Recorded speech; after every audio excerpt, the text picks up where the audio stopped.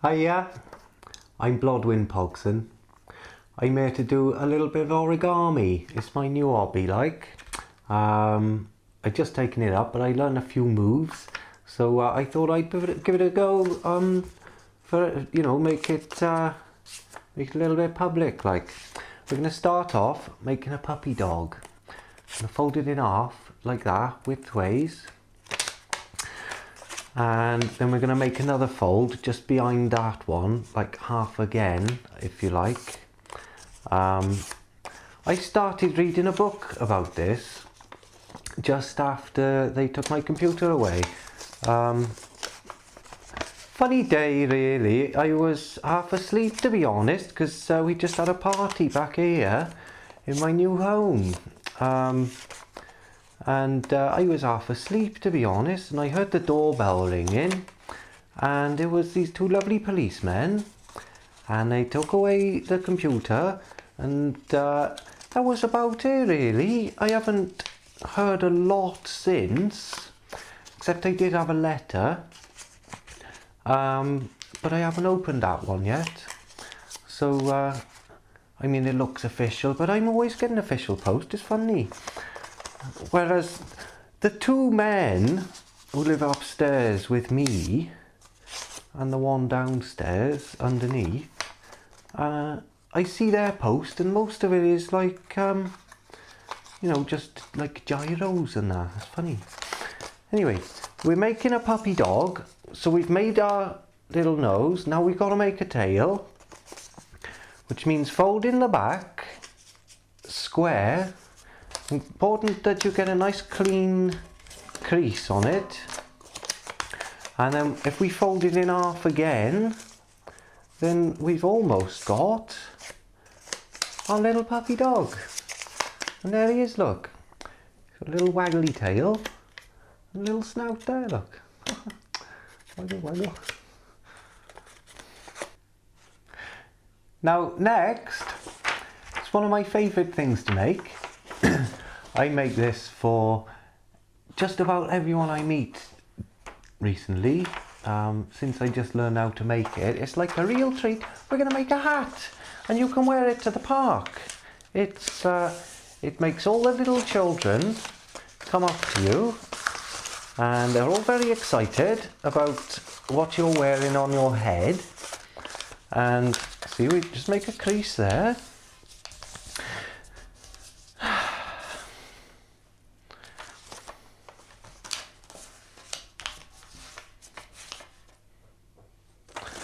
So,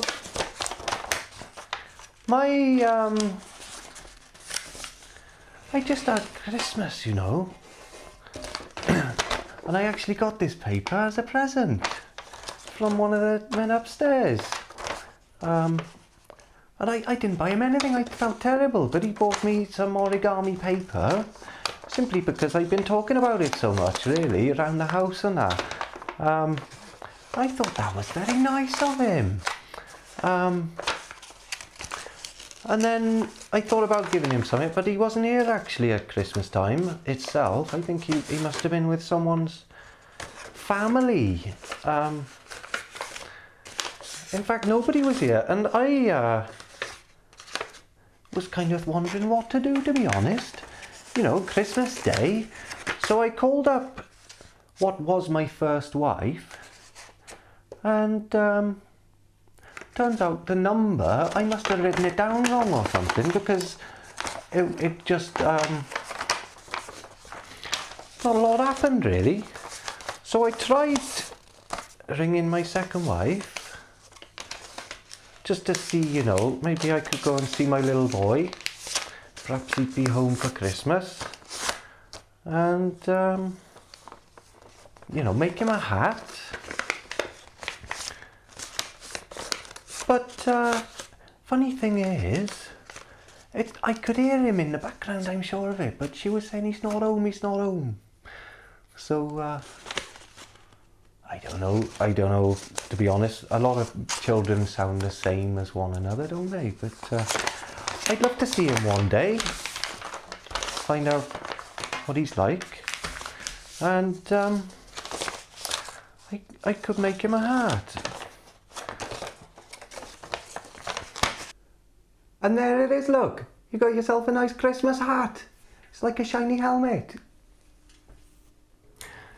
Right, now we're on to something a bit more difficult, because I'm right near the end of my learning book now, and we've got on to things that are for the more advanced origamist, and I'm going to make you a duck, and you can watch and learn how. So we're going to start out by making a little neck. See, in the end, for my Christmas dinner, I ended up, nobody seemed to want me round, so I had a little walk down the river, and that's actually what reminded me that I wanted to make a duck for my demonstrations, see? And then I came home and I decided to cook myself my Christmas dinner, and it just so happened that I'd been up to Iceland on Christmas Eve morning, and I got myself some turkey slices, and I had a sandwich, and I put it in the toasty thing. So I had this nice hot kind of turkey sandwich, and I'd run out of butter, but I used, it was hummus, I think it was just in the back of the fridge. It was quite nice in the end. And I had some after eights from last year left over, so I had one of them for pudding and a cup of tea. So that was very nice. And then one of the chaps from upstairs, he got in the evening, and you're not meant to have alcohol here, but we had a sneaky lager or two, and oh, it really, I wouldn't not go into details, but I did make him a duck out of origami. So you see how all these things are connected. It's bizarre. And he really liked it. I think he's still got it. I don't know, he locks his door, but I should think he's probably got it in his room. And he looks just like this one. So there you have it. There's your duck. Little tail, little beak. Quack, quack, quack, quack, quack. Oh yeah. I've got a treat for you. This is my absolute piece de resistance, as it were. I've been practicing for hours just this afternoon. I didn't have anything better to do. And I've come up with a real treat. And we're going to join two types of origami together to make a double, like a figurine. It's going to be great. So what it is, you've got to crease them together. And we're going to employ every type of technique in the book, including backwards folds, forwards folds, a little bit of curling, always fancy on the corners, and of course some tearing. So if you tear from about halfway along, just like that, that's going to help you along the way. And this is ever so much fun, because the way it turns out, it's just a real treat. I couldn't believe it, because I had it in my mind to make this in particular as a surprise, you know, start doing it when they let me go back to the children entertaining and that. And I had it in my mind, and I thought, yes, a little curly bit there, a crease there.